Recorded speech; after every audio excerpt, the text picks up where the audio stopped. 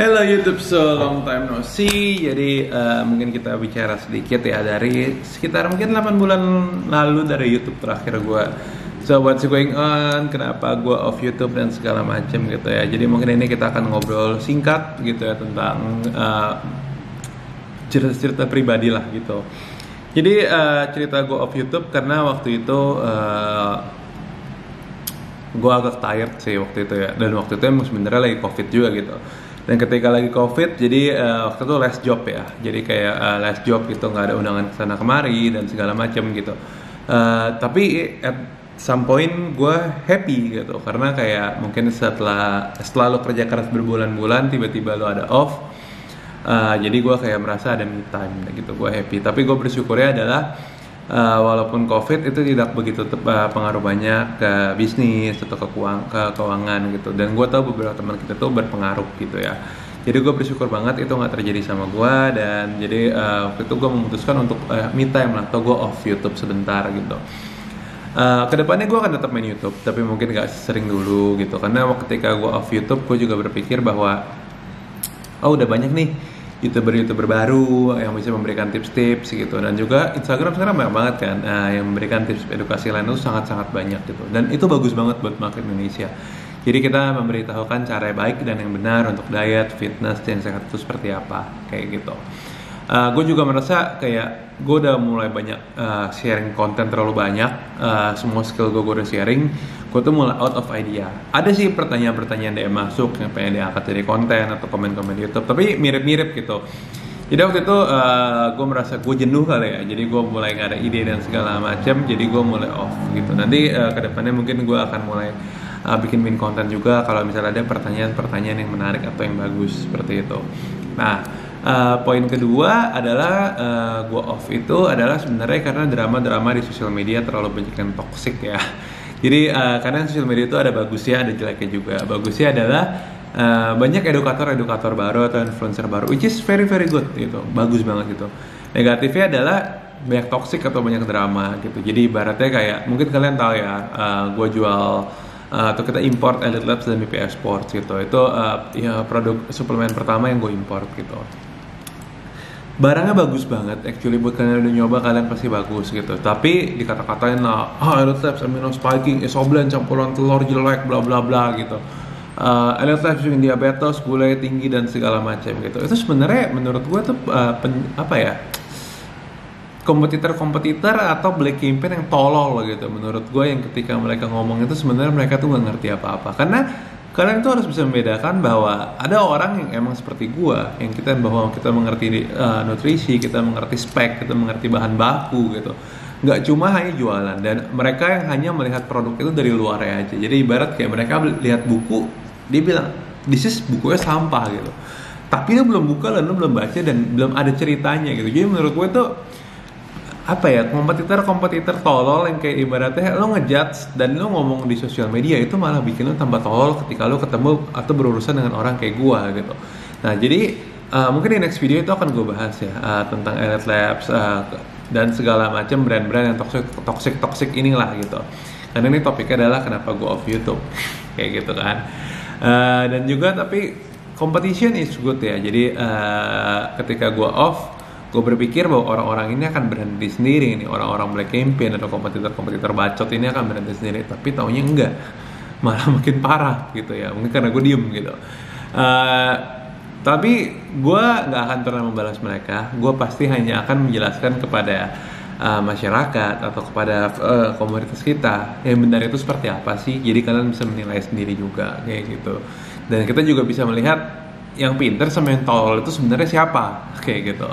Nah kayak gitu. Dan juga kompetitor itu membuat pandangan mata gue sedikit terbuka ya, karena industri suplemen ini selain sedikit toxic, itu terlalu gampang buat di entry. Jadi gue pun memberikan challenge ke diri gue bahwa competition is good, membuat kita menjadi maju, membuat kita menjadi pengen lebih kayak gitu. Dan akhirnya gue memutuskan untuk kalau brand kan ada yang selain Elite Labs sama BPI, tahun kemarin itu gue masukin German Force ya, itu nanti akan dibahas juga.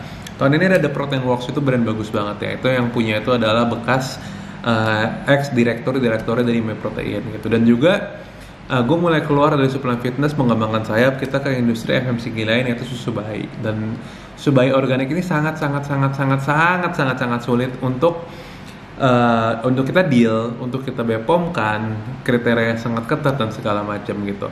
Kalau mungkin kita bepomin sebuah suplemen susu itu nggak gitu mahal, nggak seketat susu bayi, mungkin hanya berapa puluh juta. Tapi kalau misalnya kita bicara susu bayi, itu udah sangat ketat banget. Satu produk aja untuk kita bepomkan itu membutuhkan ratusan juta, karena dia harus cek bakterinya berkali-kali, segala macam gitu. Kebetulan brand yang gue pegang ini sangat bagus juga. Itu adalah Nature One Dairy ya. Jadi Nature One Dairy ini luar biasa bagus. Gue beruntung banget mereka percaya sama gue dari pertama gue meetingnya di Singapura, ketemu di Singapura, kebetulan ada event di sana, lalu gue ke Australia. Kalau di Cina itu bahkan yang mendistribusikan itu adalah Sinopharm. Jadi brand itu luar biasa bagus, yang mendistribusikan itu adalah Sinopharm. Ibarat kayak Kimia Farma atau Kalbe lah. Sinopharm yang vaksin kalau kalian nggak tahu. Sekarang mungkin kalian pernah dengar ya Sinopharm di berita-berita ya. Dulu nggak ada yang tahu. Tapi gue tahu Sinopharm itu perusahaan besar di China gitu. Dan dia bisa mempercayakan brand ini ke anak muda seperti gue, CEO baru gitu ya, yang baru di industri ini nggak lama, paling baru 2-3 tahun. Dan gue merasa kayak mungkin emang udah jalan Tuhan gitu ya. Maksudnya kalau gue nggak diserang kompetitor, kalau gue nggak diapa-apain gitu, gue mungkin akan stay di comfort zone gue nggak akan berpikir lebih gitu. Tapi karena gue diserang, gue berpikir bahwa kayak gue harus the next level, ke level yang dimana bahkan mereka nggak bisa masuk. Mereka tuh mau masuk atau entry itu menurut gue sulit lah gitu. Karena ketika dealing aja lebih sulit gitu. Karena ini brand besar dan juga modal yang dibutuhkan jauh lebih besar, marketnya lebih ketat dan lebih unik segala macam gitu. Jadi kayak it's a good thing lah menurut gue di semua hal. Gue selalu melihat di semua hal yang negatif itu pasti ada positivity-nya gitu. Jadi buat kalian apapun terjadi sama kalian percaya kalau kalian pintar mikir itu pasti ada hal positif atau ide-ide gila yang bisa kalian lakukan. Itu yang membawa gue sampai ke titik ini kayak gitu. Gue seneng banget ya karena di saat yang lain susah atau mungkin mereka takut, gue tuh malah mengembangkan sayap gitu. Jadi kita juga udah memiliki gudang, kita lagi renovasi juga untuk menjadi lebih besar lagi, menjadi luas 1000 meter bahkan sekarang. Jadi mungkin one day gue akan bawa ke vlog mungkin ya ke gudang gue, kalian bisa lihat-lihat juga gitu. Nah, jadi mungkin hal seperti itu yang membuat gue take my day off atau take my YouTube off, social media off. Gue quite happy bisa fokus ke bisnis. Gue juga dikaruniai orang anak kayak di tahun lalu cewek, dan gue happy banget gitu karena hal-hal sepele kayak main sama dia, mandiin dia, gendong-gendong dia tuh happy gitu. Nggak harus kayak aduh gue bikin konten apa lagi. Kalau dulu tuh kayak aduh gila banget ya dikejar konten gitu. Sekarang gue kayak lebih take my time, slow lah, kita santai. Ada ide bikin konten, nggak ada ide nggak usah bikin gitu. Dan juga gue percaya rezeki nggak ketuker juga gitu. Jadi kayak kompetitor ngomong apa, toksik ngomong apa, mungkin gue akan bikin klarifikasi, gue nggak pernah membalas. Gue paling bikin klarifikasi biar kalian tahu lah siapa yang tolol dan siapa yang benar gitu. Gue nggak bilang gue pinter karena gue masih belajar juga gitu. Tapi kalian tahu lah siapa yang benar gitu ya. Jadi mungkin itu aja, dan I hope kedepannya dengan produk-produk atau edukasi-edukasi yang gue berikan ke kalian juga terbantu dengan produk, service, dan informasi-informasi yang gue berikan gitu. Dan di era pandemi ini gue juga berharap semoga kalian stay safe, kalian aman-aman terus. Kalau misalnya kalian kayak gue nih, gue tipe yang takut nge-gym gitu ya.